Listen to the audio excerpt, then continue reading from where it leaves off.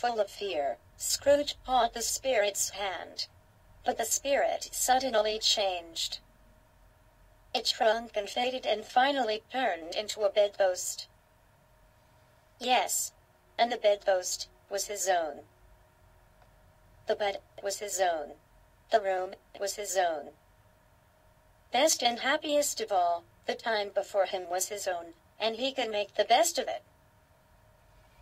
I will live in the past, the present, and the future, Scrooge repeated, as he got out of bed. I don't know what to do. I am as happy as an angel.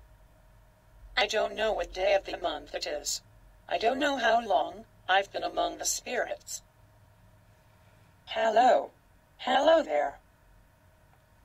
He ran to the window, opened it, and put out his head. What's today?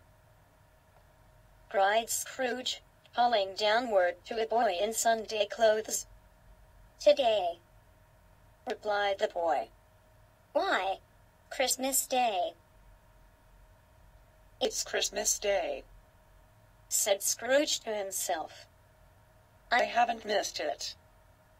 The spirits have done it all in one night. Hello, my fine fellow. Do you know the poulterers at the corner? And do you know whether they've sold the big turkey that was hanging up there? What, the one as big as me? It's still hanging there now, returned the boy. Is it? Said Scrooge. Go and buy it. I am in earnest. Go and buy it and come back with the man, that I may give them the direction where to take it. I will give you a shilling for it. Come back with the man in less than 5 minutes and I will give you half a crown. The boy was up like a shot. I will send it to Bob Cratchit, whispered Scrooge cheerfully. It's twice the size of Tiny Tim. He dressed himself all in his best, and at last got out into the streets. He had not gone far, when he came towards the two gentlemen, who had walked into his office the day before. My dear sir, said Scrooge. How do you do? I fear I wasn't pleasant to you yesterday. Allow me to ask your pardon. And will you have the goodness to... Here, Scrooge whispered in his ear. Lord bless me, cried the gentleman. My dear Mr. Scrooge, are you serious? I don't know what to say to such generosity. Scrooge then went to church, and walked through the streets, and watched the people. He had never dreamed that anything could give him so much happiness.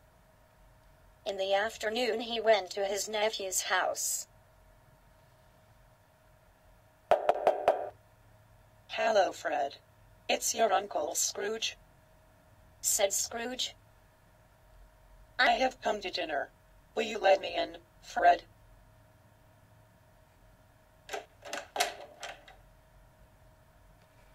Of course. Fred let him in. It was a very hearty welcome and they all had a wonderful party. But Scrooge was early at the office next morning. Oh, he was early there. If he could only catch Bob Cratchit coming late. And he did it. Yes, he did.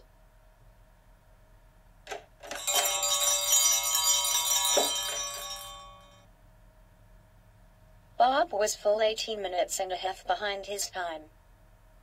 Scrooge sat with his door wide open, that he might see him coming. Hello, growled Scrooge, in his usual way. What do you mean by coming here at this time of day? I am not going to stand this sort of thing any longer.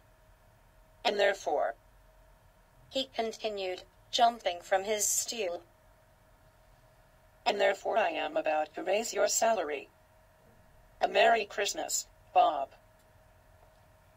Bob Cratchit was very surprised, and so were many people who found Scrooge so changed. Scrooge became a better person. To Tiny Tim, who did not die, he was a second father. Scrooge became as good a friend, as good a master, and as good a man, as the good old city knew, or any other good old city or town in the good old world. It was always said of Scrooge that he knew how to keep Christmas well. May that be truly said of us, and all of us. And so, as Tiny Tim would say, God bless us, everyone.